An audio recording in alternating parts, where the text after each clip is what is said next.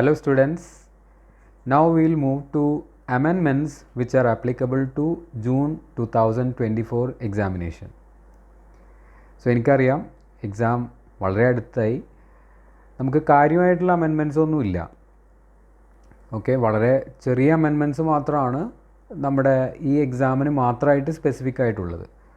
പക്ഷേ നമ്മളെല്ലാ അമെൻമെൻറ്റ് സെഷൻസിലും പറയാറുള്ളത് പോലെ considering all the old students, നമ്മൾ എന്ത് ചെയ്യുന്നുണ്ട്, കുറച്ച് കാലം മുന്നേ വന്ന അമെൻമെൻറ്റ്സ് വരെ മീൻസ് ആ അമെൻമെൻറ്റ്സ് കൂടി നമ്മൾ ഈ പറയുന്ന സെഷനകത്ത് ഉൾപ്പെടുത്തിയിട്ടുണ്ട്.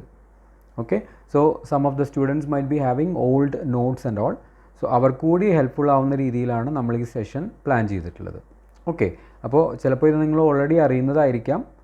ഓക്കെ, അതിൽ IT ആക്ടിൽ, ഇൻഫർമേഷൻ ടെക്നോളജി ആക്ടിൽ മാത്രമാണ് ഏറ്റവും ന്യൂ ആയിട്ട് വന്നിട്ടുള്ളത്. ഓക്കെ, നമുക്ക് സ്റ്റാർട്ട് ചെയ്യാം. So first is related to incorporation of companies. അതിൽ വന്നിട്ടുള്ള chapter 2 incorporation of companies and matters incidental ദെയർടൂവിൽ വന്നിട്ടുള്ള അമെൻമെൻറ്റ്സ് ആണ്. So basically there are 3 amendments. Number 1 related to small company, then resident in OPC, conversion of OPC. ഇത് after Covid വന്നിട്ടുള്ള amendments ആണ്. ഞാൻ പറഞ്ഞു പഴയതും നമ്മൾ ഉൾപ്പെടുത്തിയിട്ടുണ്ട്. സോ സ്മോൾ കമ്പനിയിൽ നമ്മൾ വരുന്നത് അതിൻ്റെ ഡെഫിനിഷൻ പാർട്ടിൽ വരുന്ന ആ ചേഞ്ചാണ്. ഓക്കെ, 2 crore 20 crore എക്സീഡ് ചെയ്ത് നമ്മൾ എത്രയാക്കിയിട്ടുണ്ട്, 4 crore ആൻഡ് 40 crore ആക്കിയിട്ടുണ്ട്. Okay, so paid up capital not exceeding 4 crore and turn over in the preceding financial year not in excess of 40 crore ആക്കിയിട്ടുണ്ട് small company. Then resident in OPC. OPC can be incorporated by natural person who is citizen of India, whether resident in India or otherwise. New provision ആണ്. Okay, ആദ്യം റെസിഡൻറ്റിന് മാത്രമേ പറ്റിയിരുന്നുള്ളൂ. ഇപ്പോൾ resident in India or otherwise after Covid വന്നിട്ടുള്ള change ആണ്. Then resident in India നമ്മൾ 120 days ആണ്, 182 ആയിരുന്നു, അത് 120 days ആക്കിയിട്ട് മാറ്റിയിട്ടുണ്ട്. Okay, then conversion of OPC. നമ്മൾ ഈ വോളണ്ടറി കൺവേർഷൻ ഉണ്ടല്ലോ OPCയുടെ, അപ്പോൾ അതിൽ നമ്മൾ പറയുന്നുണ്ടായിരുന്നു മുന്നേ ഒരു 2 year കഴിഞ്ഞാലാണ് നമുക്ക് വോളണ്ടറിലി കൺവേർട്ട് ചെയ്യാൻ പറ്റുള്ളൂ എന്നുള്ളത്. അത് എടുത്ത് മാറ്റി. 2 years time limit and provision regarding exceeding the thresholds removed. Okay, ഒരു ലിമിറ്റ് ക്രോസ് ചെയ്ത് കഴിഞ്ഞാൽ മാറും എന്നുള്ള സംഭവം ഉണ്ടല്ലോ, അത് നമ്മൾ എന്ത് ചെയ്തിട്ടുണ്ട്, റിമൂവ് ചെയ്തിട്ടുണ്ട്. ദെൻ നെക്സ്റ്റ് പാർട്ട് എന്ന് പറയുന്നത് meetings of board and its പവേഴ്സിലുള്ള അമെൻമെൻറ്റ്സ് ആണ്. So 1 is related to RPT, related party transaction, omitting of rule 4 audit committee and nomination and remuneration committee. Okay, എല്ലാം നമ്മൾ ക്ലാസ്സസിൽ പറഞ്ഞിട്ടുള്ള സംഭവം തന്നെയാണ്, ജസ്റ്റ് ഒന്ന് റിവിഷനായിട്ട് മാത്രം കണ്ടാൽ മതി. സോ RPTയിൽ റിലേറ്റഡ് പാർട്ടി ട്രാൻസാക്ഷനിൽ നമ്മൾ ത്രെഷോൾഡ് എടുക്കുന്ന സമയത്ത് നമ്മൾ പുതിയ ത്രെഷോൾഡാണ് ഇപ്പോൾ ആദ്യത്തെ 4 that means sale, purchase, supply of മെറ്റീരിയലിൻ്റെ ത്രെഷോൾഡ് എന്ന് പറയുന്നത് amounting to 10% of turn over ആണ്. അത് ആദ്യം 100 CR വെച്ചിട്ടുള്ള ത്രെഷോൾഡ് ഉണ്ടായിരുന്നു, അത് ഒമിറ്റ് ചെയ്തു. പുതിയ ത്രെഷോൾഡ് എന്ന് പറയുന്നത് amounting to 10% of turn over. Then property ആണെങ്കിൽ 10% ഓഫ് നെറ്റ് വർത്ത് ആണ്. ദെൻ ലീസിംഗ് ആണെങ്കിൽ 10% of or more of turn over. Rendering of services ആണെങ്കിൽ 10% or more of turn over. അത് ഞാൻ പറഞ്ഞു, അത് പഴയ സമയത്ത്, അതും ഈ കോവിഡ് സമയത്ത് ഉണ്ടായിട്ടുള്ള അമെൻമെൻ്റ് ആണ്. അപ്പോൾ ഇത് കുറച്ച് പഴയതാണ്. നിങ്ങളിപ്പോൾ ഓൾറെഡി ക്ലാസ് അറ്റൻഡ് ചെയ്തിട്ടുള്ള ആളുകളാണെങ്കിൽ ഈ പറയുന്ന സംഭവം തന്നെയായിരിക്കും നിങ്ങൾ പഠിച്ചിട്ടുണ്ടാവുക. ഞാൻ പറഞ്ഞു ഈ ഒരു സെഷൻ നമ്മൾ പഴയ സ്റ്റുഡൻസിനെ കൂടി ഇൻക്ലൂഡ് ചെയ്യിപ്പിക്കാൻ വേണ്ടിയിട്ടാണ് ഇങ്ങനെ ഒരു സംഭവം പറഞ്ഞിട്ടുള്ളത്. ബിക്കോസ് അവർക്ക് ചിലപ്പോൾ പഴയ നോട്ടുകളോ എന്തെങ്കിലുമൊക്കെ ഉണ്ടെങ്കിൽ ഒരു കൺഫ്യൂഷൻ വരാതിരിക്കാൻ വേണ്ടിയിട്ടാണ്. ഓക്കെ, അപ്പോൾ ഇത് കുറച്ച് മുന്നേ വന്നതാണ്, റീസെൻ്റായിട്ട് ഒരു വർഷത്തിൻ്റെ ഉള്ളിലൊന്നും വന്നതല്ല, അതിനേക്കാൾ പുറകിൽ വന്നിട്ടുള്ള അമെൻമെൻ്റ് ആണ്. ഓക്കെ, ദെൻ റൂൾ 4ൻ്റെ ഒമിറ്റിംഗ് ആണ്. എന്ന് പറഞ്ഞാൽ ഒരു റൂൾ 4 ഉണ്ടായിരുന്നു. That means there were certain transactions which cannot be held through discussed through video conferencing or other audiovisual means. ഇതായിരുന്നു അത്. ആനുവൽ ഫൈനാൻഷ്യൽ സ്റ്റേറ്റ്മെൻറ്റ് ഡിസ്കസ് ചെയ്യാൻ കഴിയുമായിരുന്നില്ല, board's report, approval of prospectus, audit committee for consideration of financial statement, amalgamation, demerger etcetera. അപ്പോൾ എന്താ ഉണ്ടായെന്ന് വെച്ച് കഴിഞ്ഞാൽ ഈ പറയുന്ന റൂൾ ഇപ്പോൾ ഒമിറ്റ് ചെയ്തു, ആ റൂളില്ല. അപ്പോൾ everything can be discuss through VC OAVM. അത് കോവിഡിന് ശേഷം വന്നിട്ടുള്ള ഒരു ട്രെമൻഡസ് ചേഞ്ച് ആണ്. കോവിഡിന് ശേഷം ഏത് കാര്യങ്ങളും നമുക്ക് VC OAVMൽ ചെയ്യാനുള്ള പെർമിഷൻ ഉണ്ട്.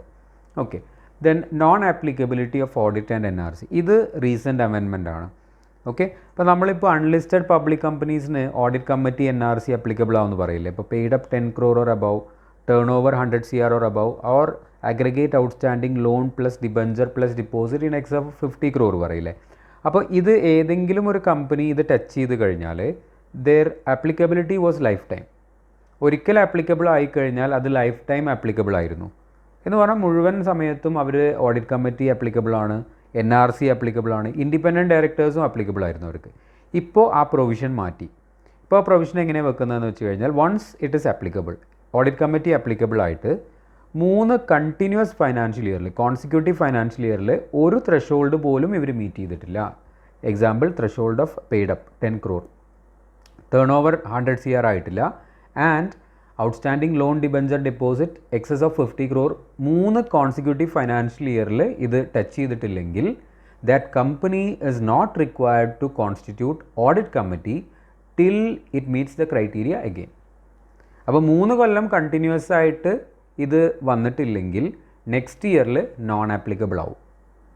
ഓക്കെ, അടുത്ത ഇയറിൽ നമ്മൾ എന്താ ചെയ്യുകയെന്ന് വെച്ചാൽ അതിൻ്റെ തൊട്ട് മുന്നത്തെ ഫൈനാൻഷ്യൽ ഇയറിലെ ത്രഷോൾഡ് വീണ്ടും നോക്കും. അപ്പോൾ ആ ത്രഷോൾഡ് വീണ്ടും ടച്ച് ചെയ്യുന്നത് വരെ അവർ നോൺ ആപ്ലിക്കബിലിറ്റി എന്നുള്ള ലെവലിൽ ഇരിക്കും.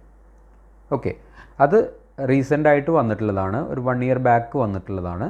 ഓക്കെ, മേ ബി നമുക്ക് ക്വസ്റ്റ്യൻസ് എക്സ്പെക്ട് ചെയ്യാം. This is applicable in the case of independent director, then audit committee, then nomination and remuneration committee. നമുക്കറിയാം ഇതിൽ 3ലും threshold is same. Then acceptance of ഡെപ്പോസിറ്റിൽ ഡെപ്പോസിറ്റ് റീപേയ്മെൻറ്റ് റിസർവിൻ്റെ ഒരു പെർസെൻറ്റേജ് മാറ്റം കുറച്ച് മുന്നത്തെയാണ്. Then acceptance of deposit by private limited company.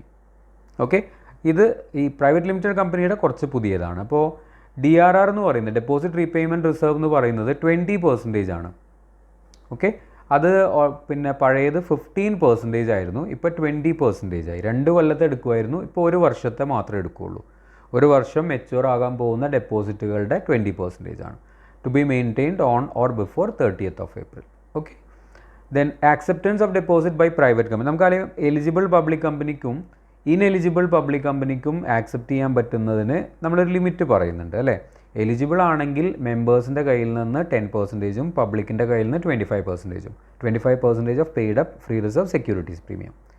Okay, then ineligible ആണെങ്കിൽ നമ്മൾ പറയുന്നത് മെമ്പേഴ്സിൻ്റെ കയ്യിൽ നിന്ന് മാത്രമല്ലേ ചെയ്യാൻ പറ്റുള്ളൂ അവർക്ക്. ഓക്കെ, ഇൻഎലിജിബിൾ പബ്ലിക് കമ്പനി ആണെങ്കിൽ അവർക്ക് എവിടെ നിന്ന് മാത്രമേ ചെയ്യാൻ പറ്റുള്ളൂ, മെമ്പേഴ്സിൻ്റെ നിന്ന് മാത്രമേ ചെയ്യാൻ പറ്റുള്ളൂ.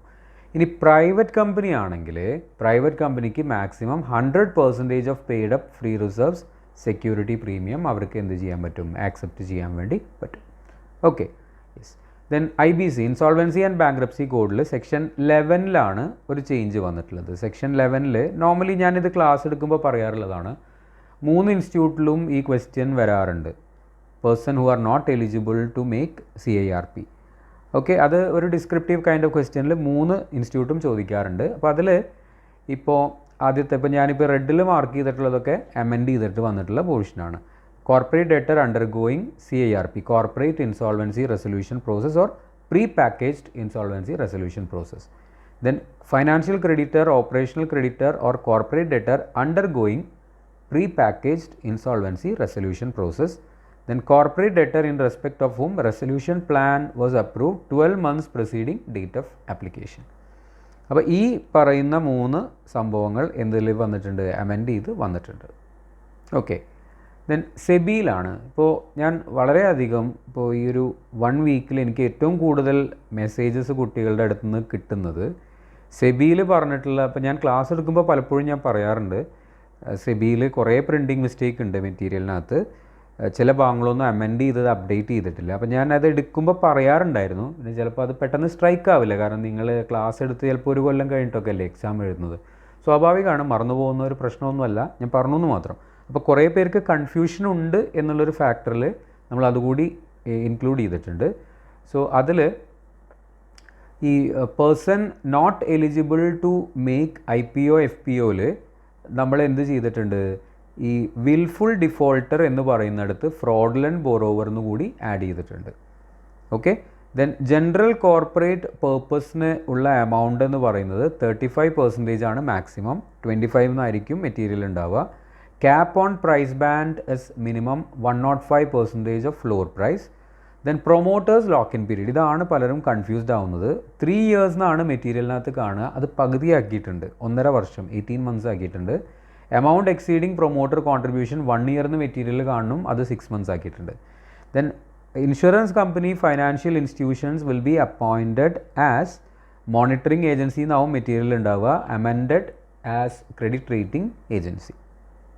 Okay fine. അപ്പോൾ മെറ്റീരിയലിൽ നിങ്ങൾ നോക്കുന്നത് വളരെ നല്ല കാര്യമാണ്. പലരും മെറ്റീരിയൽ നോക്കിയിട്ട് വിളിച്ച് ചോദിക്കുന്നുണ്ട്, ഇറ്റ്സ് വെരി ഗുഡ്.